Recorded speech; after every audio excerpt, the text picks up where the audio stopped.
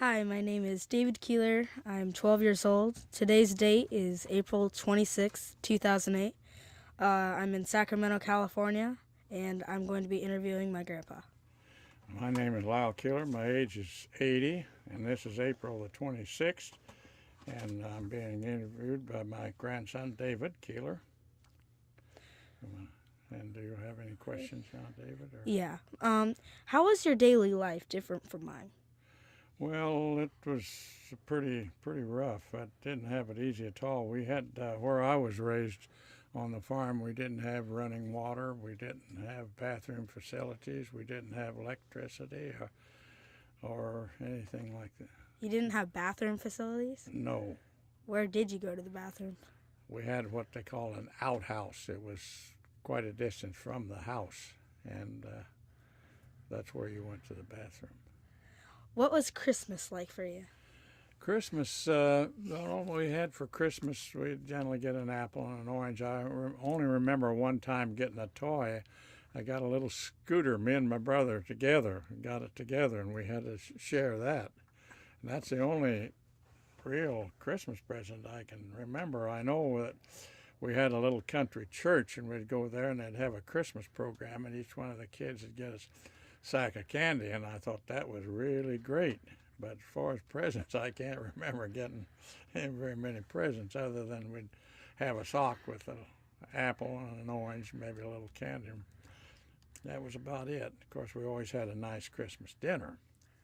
I would have died. Thinking now that people are getting $400 presents. Yeah, well, That's pretty different. We didn't get any $400 presents then. Yeah. I don't remember any. The only present I remember of is that scooter me and my brother shared together, and I don't know what year that was, but it was quite young. Who was your biggest influence in your life? Well, my mother and father both were very big and good influences. They were both hard workers. We had to work hard. We raised a big garden, and my mother canned vegetables, and we even, when we would butcher a beef or a pork, we'd cut the meat up in squares and can that. So that's the only way we survived through the winter, was mostly on the things that my mother had canned. Speaking of relatives, were you close to your grandpa like I am to you?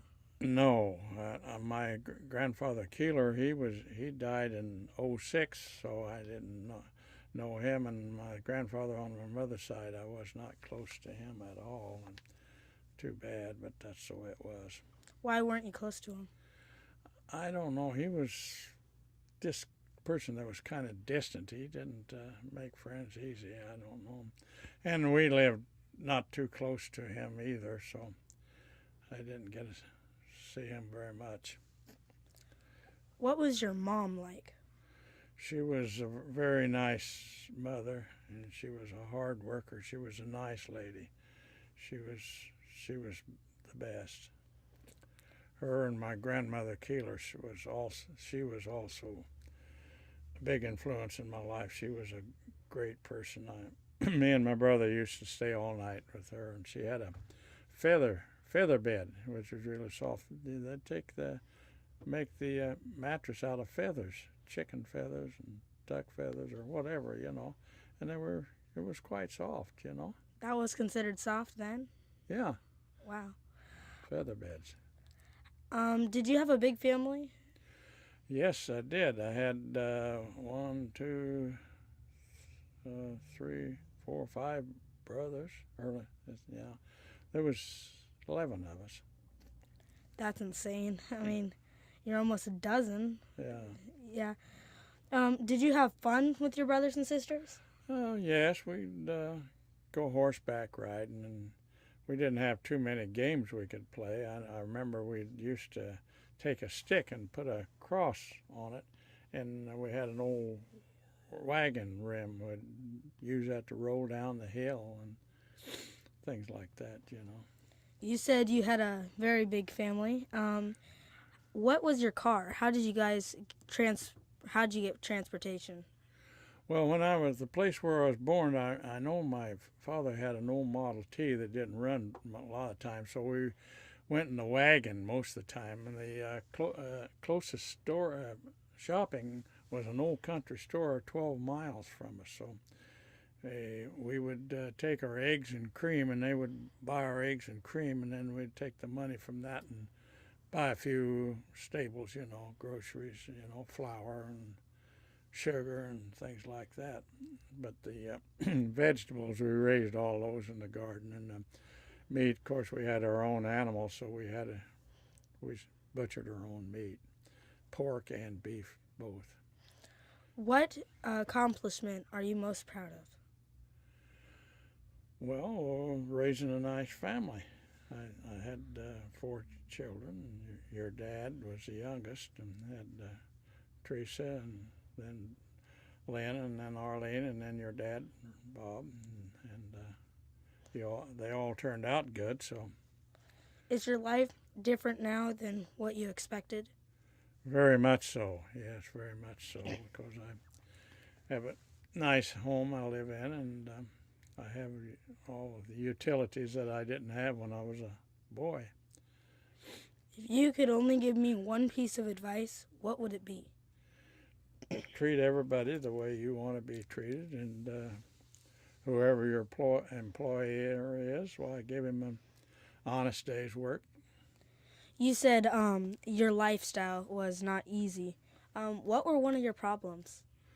Well, we had, like for instance, one place where we lived, I had to walk 2.5 miles to and from school. It was a school bus that never even heard of them then, and I had to walk 2.5 miles each way to school, no matter how bad the weather was. And sometimes it could be bad, a lot of snow and cold, and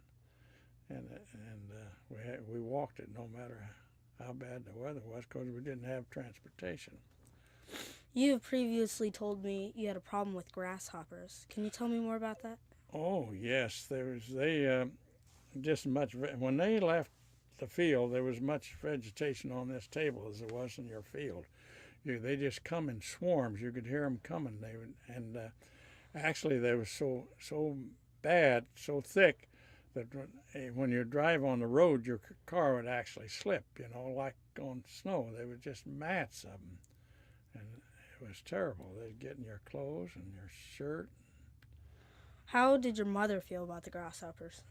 Well, she didn't like him very much. I mean, they pretty well ate everything you had. So, was this all in Colorado? Was it born in Colorado? Yes. Was all these problems in Colorado? Yes.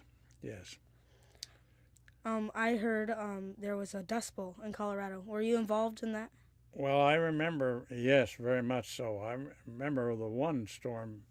I was in grade school, and it was so dark you couldn't see, so the teacher kept us in school. But my oldest brother and sister, they was in high school, and it was 1 mile west of the grade school. So when they was coming with the 2 other girls that had a great big car, and they stopped and got us, and my oldest brother, he'd walk in front of the car. Even with the headlights on, you couldn't see nothing, but he would motion them for to turn right or turn left, and did that all the way till we got to the house.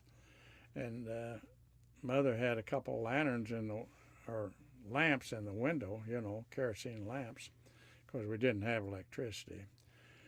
And you couldn't see that till you got right to the house, and after the storm, you could take the windowsills and just rake off hands full of dirt.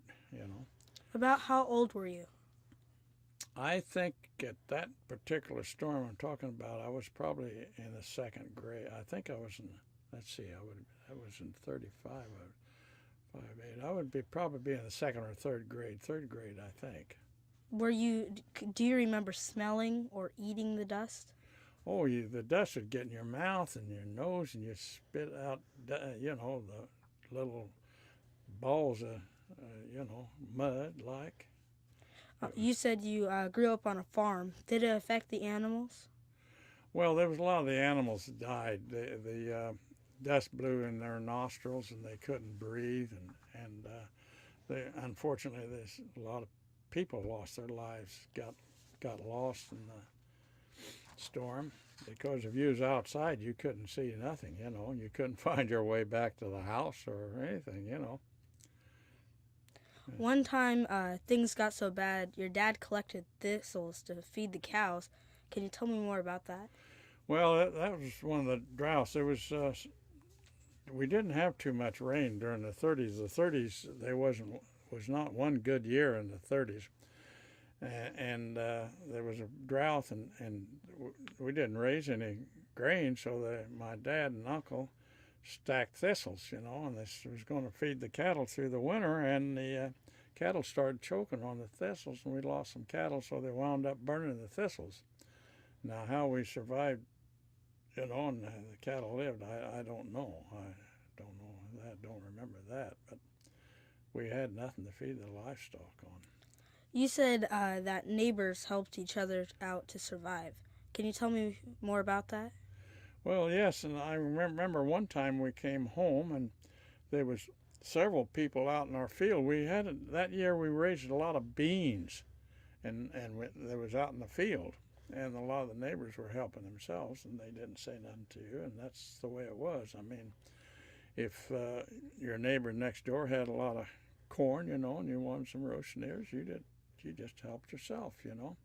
Today they'd call that stealing, but then it was surviving, and the neighbors, they didn't care. They realized that we had to pull together to survive. It was hard times. How did your family help your neighbors? Well, I mean, when I was just like when they had the beans there, they helped themselves, and one of the neighbors wanted to butcher something. Dad would go help them, and they'd help us, and sometimes in the harvest you'd help each other. I remember one time I was working for a farmer, and we was bringing in cane. He raised a lot of cane, and one of his neighbors, I don't know whether he had a stroke or I think it was a stroke he had. So he said, we're going to have to, tomorrow we're going to have to go over the neighbors and help him get his in because he's sick. I think he had a stroke, if I remember correctly. But when we got to the neighbors, there were several wagons and trucks there, and by the night they had his field all the cane in and had it stacked. And they did that to help him because if he couldn't do it himself, so they did it for him. And his wife and daughter, they fixed a nice noon meal for us, and that's we didn't expect any money or pay, and we just got fed at noon. That was it. At about this time, how old were you? At the time I was helping the neighbor, I just got out of high school. I was probably 19, maybe 20, I don't know. Mm-hmm.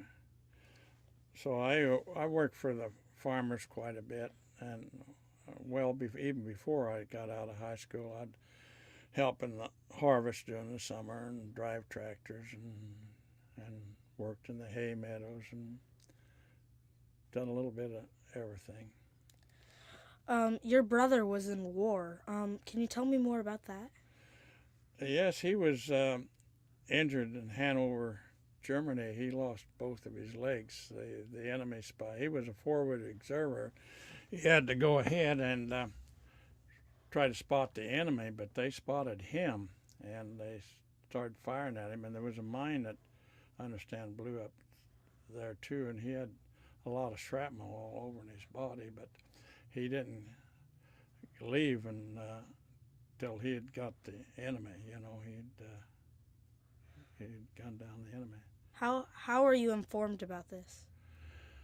They send a telegraph, or mail. I think was it. I don't remember. Tell you for sure. I don't remember. See, most cases they would send somebody to the house, and I really don't remember whether that was a case or we just got a telegram. I think it's just a telegram or something. Where were you living at the time? I was living in Hale, a place. The communities back there where I lived had little country stores. You know, they were, well, the country store closest to us was called Hale, so that was your address. That's where you get your mail from.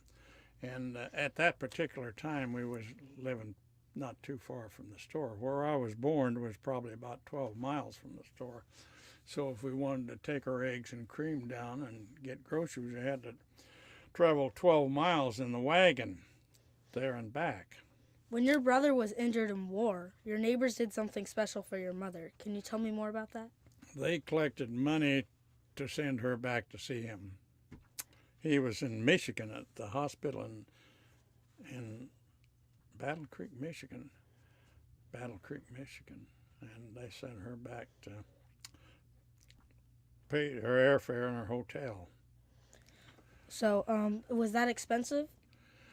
I don't know how much an airfare would be at that time. It probably, was more money than we had than my mother folks had, because they didn't have very much money. That's for sure. My dad was doing carpenter work when he could find work, but the pay wasn't good. I think when he did work, he only got $1 an hour. $1 an hour? $1 an hour, yeah, and then he didn't have steady work. So you could see that we didn't have too much money to throw away.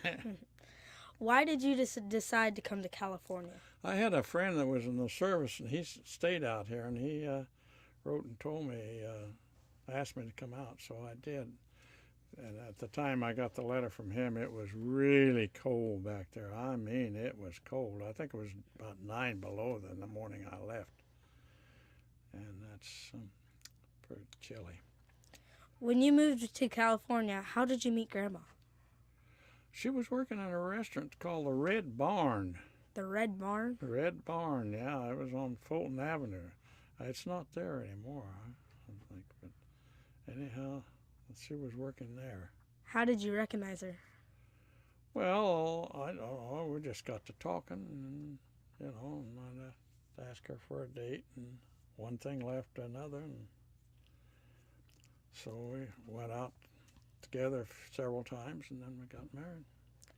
After you got married, where did you move? Well, Del Paso Heights. We lived in a cottage, Del Paso Heights. It was on a pretty good-sized lot. There's only one bedroom. One bedroom? Yeah. Was there bathrooms at the time, or do you still use the outhouse? No, we had a bathroom there. But since I moved to California, I've never had to live at any place with an outhouse. So that was exciting for you. Yeah. I would enjoy plumbing and indoor plumbing. Why did you decide to move to the house you're living at now? Well, it was getting a little crowded. Your grandmother was expecting the third child, see? Third child. Will you explain your family from 1 to all your children? Well, Teresa and Len was both born in this little one-room cottage, if you might call it. And then when Arlene was, we expected Arlene, well, then we knew we had to move, so we bought the lot and had the house built. And we moved in July 4th, 59, 4th of July of 59. So how long did it take to build the house?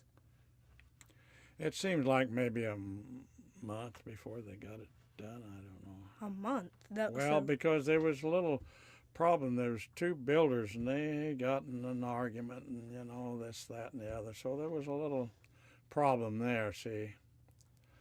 Was a month a long time back then, or was that? Well, you don't figure it takes that long to build a house, but I mean, that run into a few difficulties there and there. So. But then, right at the end of the lane, that was all wheat field. And in fact, the Sunrise Mall was a wheat field then, It was country. They moved the city to us. We didn't move to the city. They moved the city to us. In fact, Aunt Ceda's husband, Ray, did you remember him or not? I remember a little bit about him. But he'd always laugh at us, why you moved out here in the sticks for? Why out here in the country? But I thought it was good place to bring the kids up in, and it did work out good. How did my father come into your story? How did he what? How did he come into the story? As in, how was it when he was born? How was it? Well, he was born where I live now, and things were better for us. We had a hard time getting the house because cash wasn't all that plentiful, but things got better. And we got a raise and all. And your dad, he went to school at the corner of Oak Avenue and Sunrise. He put 6 years in there, and then went to Louis Pasteur for junior high. And he got an old car, and as soon as he was old enough to drive, and then his first job was working for the park down in South Sacramento. And he always thought he had to have the best stereo system that money could buy. And at the time he had a GT Volkswagen, is it called a GT, I think? But anyway, he had 3 radios or stereo systems stole out of that, and then so the insurance company dropped us, even though we was with them for 25 years. And he had we turned in 3 different claims for stereos.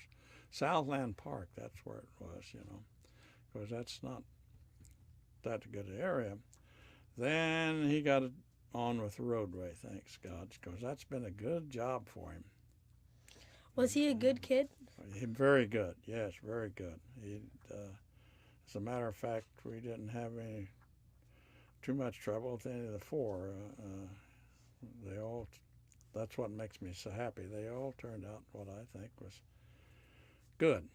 So who was the one who made the most trouble? Even though they were all good, who was probably one of the worst? Oh, I don't know if it's one of the worst. Teresa cried an awful lot. She was a crybaby. She was a crybaby. She was a good kid, but she was a crybaby, And I remember, the place she was born, of course, in Del Paso Heights, a little cottage. And every night when I'd come home from work, I'd take her a ride in a little wagon I had. In fact, you still have that wagon. I do? Yeah, that old wagon. I gave it to you. Don't you remember? Oh, yeah, I still have that wagon was probably bought in 1960. She was a year older, maybe before. Or 1960, no, when she was born. And she was born in 56. Right? Yeah. Mm-hmm. And so that wagon dates back to about 56 or 7. And I would take her by the little old store there and buy her a little candy, Mm-hmm. So this one time, we was going down South Avenue. Instead of making the left turn to go down the store, I went straight on. She's like, oh. She wanted to point, you got to go down the store. We got to have her candy, Yeah. So I remember, I'll never forget that, She wanted to go have her candy.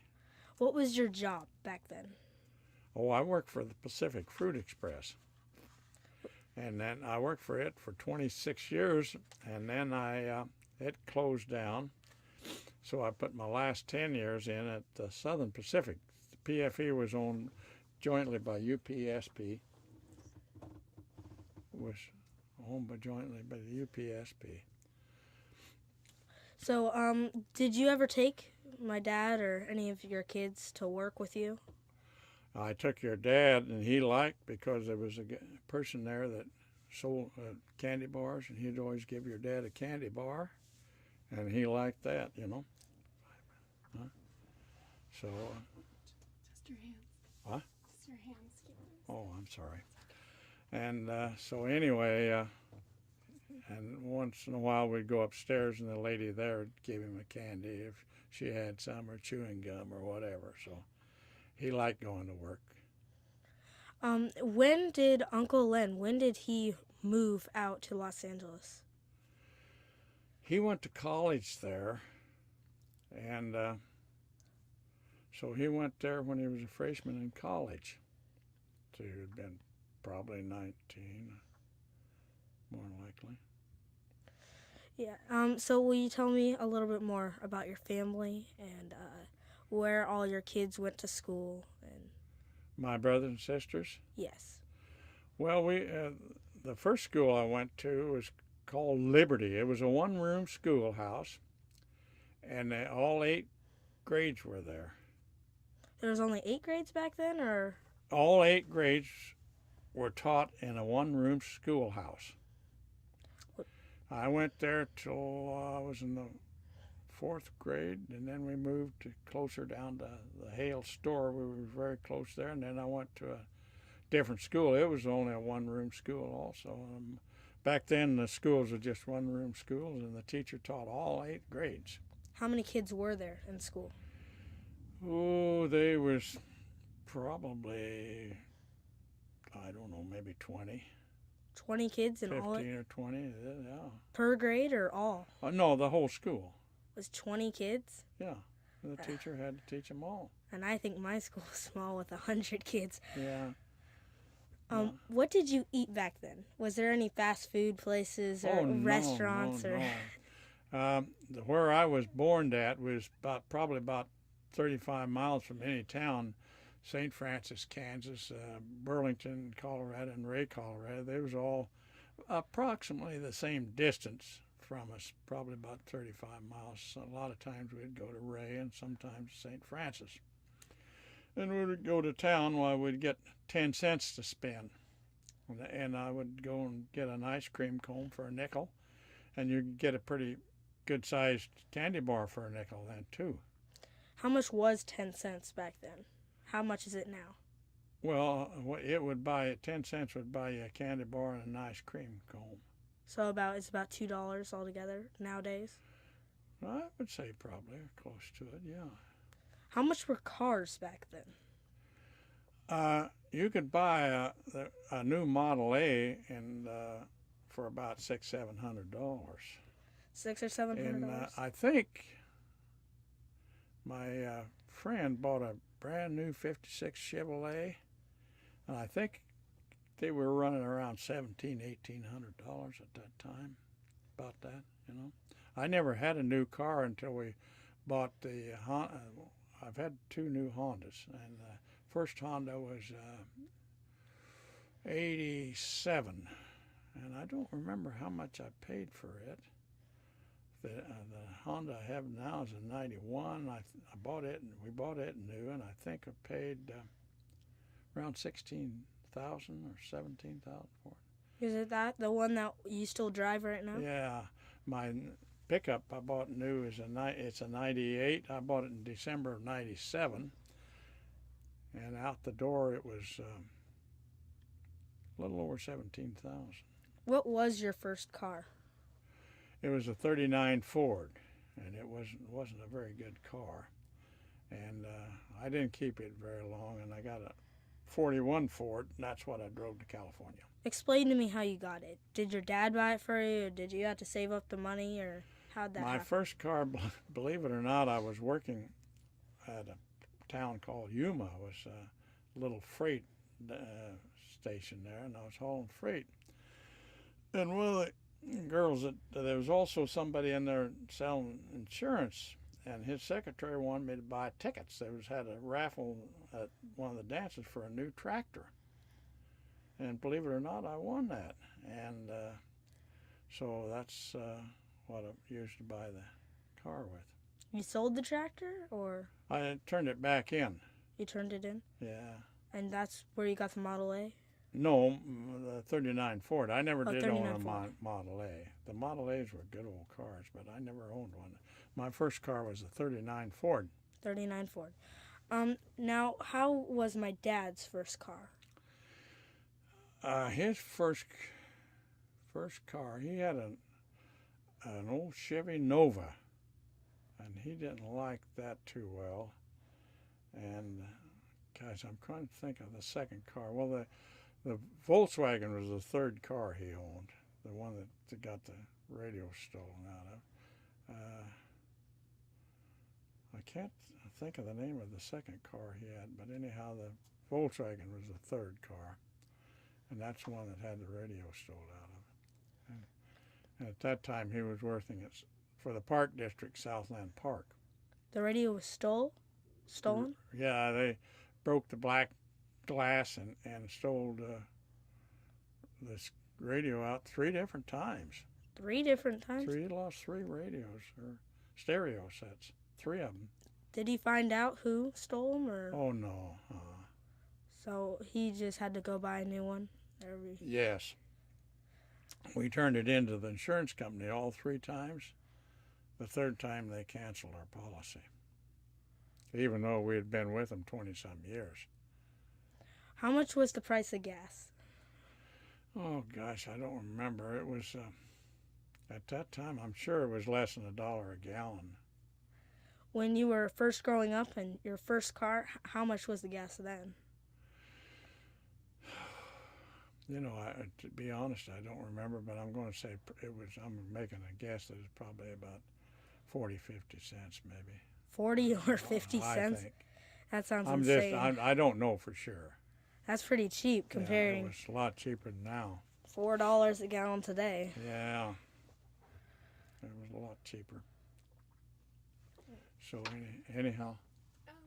Can you talk more about sort of what the day-to-day on the farm? Did you have chores that you had to do? We always had cows to milk in the morning and in the evening, and you'd do that before you go to school, and you'd bring the fuel in to cook breakfast. Then where we lived, there wasn't too many trees, and in the summertime we stored in the shed with a lot of cow chips, and that's what we used to heat with, and the old heater and the cook stove also. And we had an old what called Southern Comfort cook stove, and on the end of it there was a place you could put the water to warm it up, Did you get paid for your chores, like an allowance or anything? Oh, no. We didn't. Folks didn't have money give out for allowance. How did you get money to go buy a toy or? I wasn't buying toys. When we went to town, I would get, like I said, 10 cents, and I'd buy an ice cream cone and a candy bar. I didn't have money for toys. Sounds like it was kind of a hard life back then. It was hard. But everybody, most of the people anyhow, was going through the same thing, so you didn't think anything about it. You didn't realize you was poor because everybody else didn't have anything either. So did you get bored very often? Not really, because like I say, we had plenty to do. Like when the school was on, we had to get up and milk the cows before, and we had pigs also we had to feed, and chickens we had to feed, and then it was time to eat a little breakfast, time to go to school, see, and then you get home and you'd do the milking again and feed the livestock. We had pigs and chickens. We had a lot of chickens, and there was pretty good layers, and the only money we had was what we sold our eggs and cream for. We separated the milk. They had what they called separators, and you'd pour your milk into a great big bowl, and it'd run down through a faucet, and you'd turn the crank, and then turn that into cream, the cream separators. And the little country store, they would buy your cream, see. What were your games like back then? Like today we have Monopoly and PlayStation. What was back then? Well, I don't remember too much about games. I think we had dominoes, and the folks liked to play pinochle. What was pinochle? Explain that. It's a card game, and you would have kings and a queen. They would mill so much. I don't remember how to play it now. I knew then.